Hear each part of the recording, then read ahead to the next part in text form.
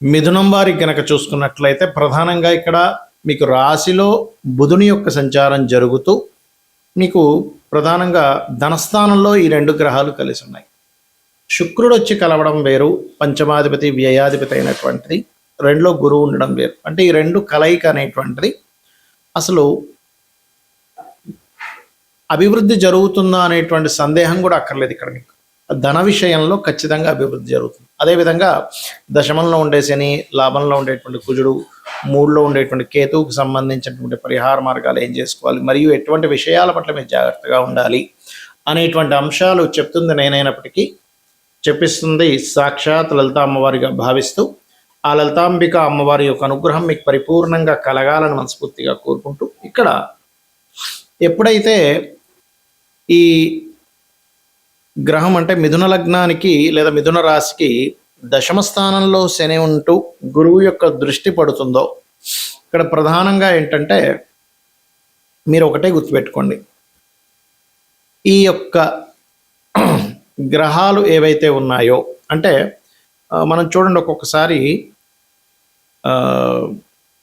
కొన్ని విషయాల్లో చూడండి, మనం ఎక్కువ లాభం రావాలని ఒక్కొక్కసారి పోటీతత్వంతో కానివ్వండి, లేకపోతే తెలియని ఒక అగ్రెసివ్ నేచర్తో కొన్ని పనులు చేస్తూ ఉంటాం.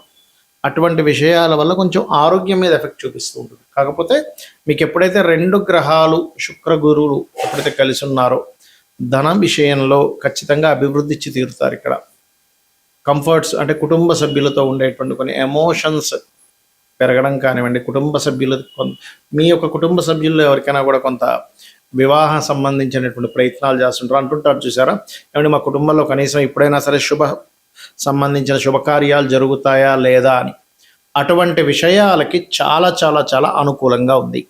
అదేవిధంగా మూడో స్థానంలో కేతు ఉన్నందుకు మాత్రం కాస్త మీరు ఎవరితోనైనా మాట్లాడేటప్పుడు, కమ్యూనికేట్ చేసేటప్పుడు కాస్త జాగ్రత్తగా ఉండండి. ఉద్యోగ అవకాశాలు కూడా పెరుగుతాయి. అందులో ముఖ్యంగా చిట్ ఫండ్స్ ఇటువంటి విషయాల్లో కూడా చక్కటి అనుకూలమైనటువంటి వాతావరణం అయితే ఉండి తీరుతుంది. అందులో ఎటువంటి సందేహము లేదు.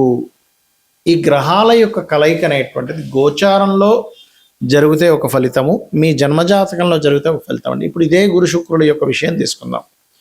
మీకు జన్మజాతకంలో ఒక్కొక్క స్థానంలో ఉంటే ఒక్కొక్క ఫలితం ఇస్తుంది. గురు శుక్రుడికి సంబంధించింది. లగ్నంలో ఉన్నాడు అనుకోండి, మనిషి సాటిస్ఫాక్షన్, విపరీతమైన సాటిస్ఫాక్షన్లో ఉంటాడు మనిషి. అంటే ఉన్న దాంట్లో సంతృప్తిగా బతుకుతాడు గురు శుక్రుడు ఎక్కడున్నా ఫస్ట్ అయితే లగ్నంలో ఉంటే మరింత ఎక్కువ అండి. లగ్నంలో కానీ, పంచమంలో కానీ, భాగ్యంలో కానీ ఉంటే వీరు ఉన్న దాంట్లో 10 రూపాయలు వచ్చినా సాటిస్ఫాక్షన్, 100 రూపాయలు వచ్చినా సాటిస్ఫాక్షన్, 1 కోటి రూపాయలు వచ్చినా సాటిస్ఫాక్షన్. కోట్లు సంపాదించే వ్యక్తి కూడా ఒక్కసారిగా డౌన్ఫాల్ అయిపోయి నెలకి ఒక 15,000, 10,000 రూపాయలు జాబ్ చేస్తారు, అప్పుడు కూడా సాటిస్ఫాక్షనే ఉంటాడు. ఈ గ్రహాల యొక్క కలయిక అంత గొప్పది, గుర్తుపెట్టుకోండి. కానీ ఇదే గురు శుక్రుడు రెండో భావంలో ఉన్నాడు అనుకోండి, వీళ్ళు ఎక్కువగా టీచింగ్, ట్రైనింగ్, ఫ్యాషన్ రిలేటెడ్ ఇట్లాంటి వాటిల్లో వీళ్ళు వెతుక్కోవాలి. మీ పర్సనల్ చార్ట్లో కనుక గురు శుక్రులు ఇద్దరు రెండులో ఉంటాయి. అయితే ఇక్కడ మనం అర్థం చేసుకోవాల్సింది ఏంటంటే మీ ధనాధిపతి యొక్క స్థితి కూడా ఎలా ఉందో చూసుకోవాలి. మీ ధనాధిపతి బాగున్నాడు, రెండులో ఈ రెండు శుభగ్రహాలు ఉన్నాయి, ఈ లగ్నానికి శుభులు, బాగుంది, కండిషన్ బాగుంది, అప్పుడు వీళ్ళు జన్మించిన కుటుంబంలోనే అభివృద్ధి ఉంటుంది. అదేవిధంగా వీళ్ళు ఫైనాన్షియల్గా ఎప్పుడు ఇబ్బంది పడరు రెండులో కనుకుంటే. ఇంకా రెండో అధిపతి పూర్తిగా పాడైపోయి రావుకైతే యాక్సిస్లో పడితే తప్ప, ఆ దశలు రాకపోతే తప్ప, దశలు వచ్చాయి ఒక యుక్త వయసులో అంటే చాలా బాగుంటుంది. మూడులో ఉన్నప్పుడు ఏమవుతుందంటే కొంచెం వివరణ ఇవ్వడానికి వీళ్ళకి మంచి స్కోప్ ఉంటుంది, అన్నదమ్ములతో కొంత సఖ్యత ఉంటుంది. కాకపోతే మూడో అధిపతిని కూడా చూడాలి. ఎప్పుడూ కూడా మూడులో ఉండే గ్రహాలు మూడో అధిపతి. దీనివల్ల ఏంటంటే సామరస్యంగా ఏదైనా సరే చాలా నీట్గా మాట్లాడుకొని సెట్ చేసుకోవడానికి బాగుంటుంది ఈ కాంబినేషన్. 4లో ఉన్నప్పుడు మీరు ఇన్వెస్ట్మెంట్స్ చేయడం అనేటువంటిది ఎక్కువ ప్రాపర్టీస్ మీద చేయాలి, విద్య మీద చేయాలి. ఎంత విద్య చదువుకుంటే అంత బాగుంటుంది, ఎంత ప్రాపర్టీస్ తీసుకుంటే అంత బాగుంటుంది. ఖచ్చితంగా రెండు ప్రాపర్టీస్ ఉంటాయి. అది కార్లు కావచ్చు, వాహనాలు కావచ్చు, గృహాలు కావచ్చు, ఏదైనా కానీ. పంచమంలో ఉన్నప్పుడు మంచి శుభమైనటువంటి ఫలితాలు అంటే మంచి సంతానం కలిగిస్తుంది. 6లో ఉన్నప్పుడు మాత్రం గురువులతోని, స్త్రీలతోని శత్రుత్వాన్ని ఇస్తుంది. కాకపోతే ఇది కూడా కొంతవరకు ధన యోగాన్ని ఇస్తుంది. కంఫర్ట్ జాబ్స్ని వీళ్ళు వెతుక్కుంటారు. సప్తమంలో ఉన్నప్పుడు మిమ్మల్ని గైడ్ చేసే శ్రీమూర్తి రావడం, మీకు చక్కగా అంటే అందమైన అమ్మాయి లేదా అందమైన అబ్బాయి, చక్కటి రూపురేఖలు, చక్కటి గైడ్ చేసేవాళ్ళు మీ భాగస్వామిగా వస్తూ ఉంటారు. అష్టమంలో ఉన్నప్పుడు కొంత ఇన్సూరెన్సెస్ మూలంగా కలిసి వస్తుంది. అంటే ఇన్సూరెన్సెస్ కట్టడం, ఇన్సూరెన్సెస్ ఫీల్డ్స్లో మీరు ఉండడము, పిహెచ్డీస్ చేయడము, ఇటువంటి వాటి మూలంగా, లేదా తాతగారి ఆస్తి మూలంగా కలిసి వస్తూ ఉంటుంది. అయితే ఇక్కడ ఒకటే గుర్తుపెట్టుకోండి, ఆ అధిపతి కూడా ఎలా ఉన్నాడో చూడాలి. భాగ్యంలో ఉంటే దేవత అనుగ్రహం అధికంగా ఉంటుంది. దశమ స్థానంలో ఉంటే teaching, training, fashion related, financial రంగాల్లో మీరు కనుక ఉన్నట్లయితే చాలా బాగుంటుంది. లాభంలో ఉన్నప్పుడు ఇటువంటి రంగాల్లోనే వ్యాపార రంగాల్లో బాగుంటుంది. ఫ్యాషన్ కానీ, ట్రైనింగ్స్ కానీ, టీచింగ్ కానీ ఇట్లాంటి విషయాల్లో 12వ భావంలో కనుక ఉన్నట్లయితే ఇక్కడ ఇది కొంతవరకు మ్యారిటల్ లైఫ్ విషయంలో ఇక్కడ 12వ అధిపతిని కూడా పరిశీలన చేయాలి. లేనట్లయితే ఒక్కొక్కసారి ఏమవుతుందంటే 2 వివాహాల యోగాన్ని కూడా ఇస్తుంది. ఇలాగా 2 గ్రహాల కలయిక ఒక యోగాన్ని క్రియేట్ చేస్తుంది, గుర్తుపెట్టుకోండి. ఆ యోగము శుభంగా ఉందా, ఇబ్బందిగా ఉందా, 2 గ్రహాల కలయిక. ఎందుకంటే ఇప్పుడు మనం అంటే గురు శుక్రులు మాట్లాడుకున్నాం. అదే కుజరాహువులు మంచిది కాదు, శనికేతువులు మంచిది కాదు, రవిరాహు మంచిది కాదు. అయితే ఒక్కొక్కసారి మంచి కూడా చేస్తుంది. ఎప్పుడు అంటే అక్కడ పడేటువంటి పోర్ట్ఫోలియో, అంటే ఆ అధిపతి ఎలా ఉన్నాడు, ఆ గ్రహం యొక్క బలాబలాలు ఎలా ఉన్నాయి, మహాదశలు అంతర్దశలు ఎలా ఉన్నాయి, నవాంశ చక్రంలో ఉండేటువంటి బలం ఎలా ఉంది అనేటువంటి దాన్ని కూడా మనం పరిశీలన చేయాలి. అయితే ఏ గ్రహాలు ఎక్కడ ఎలా ఉన్నా ఒకటే బాగా గుర్తుపెట్టుకోండి, మీరు గనక లలిత అమ్మవారిని నమ్ముకొని లలితా సహస్రనామాలు నిత్యము చేయగలిగితే మిమ్మల్ని ఆ అమ్మవారు ఒక తల్లి బిడ్డని కాపాడినంతగా ఖచ్చితంగా అదే విధంగా కాపాడుతుంది. చూడండి, మనం ఈ విశ్వంలో ఉన్న ప్రతి జీవరాశిని చూస్తూ ఉంటాం. ఆ ప్రతి జీవరాశిలో కూడా చూడండి, కోడి ఉంది, తన పిల్లలంతా జాగ్రత్తగా కాపాడుతుంది, గద్దెత్తి వెళ్ళిపోకుండా. అదేవిధంగా ఏ జీవరాశి అయినా సరే, కోడి దగ్గర నుంచి, పక్షుల దగ్గర నుంచి, క్రూర మృగాల దగ్గర నుంచి ప్రతిదీ కూడా ఎలాగైతే కాపాడుతుందో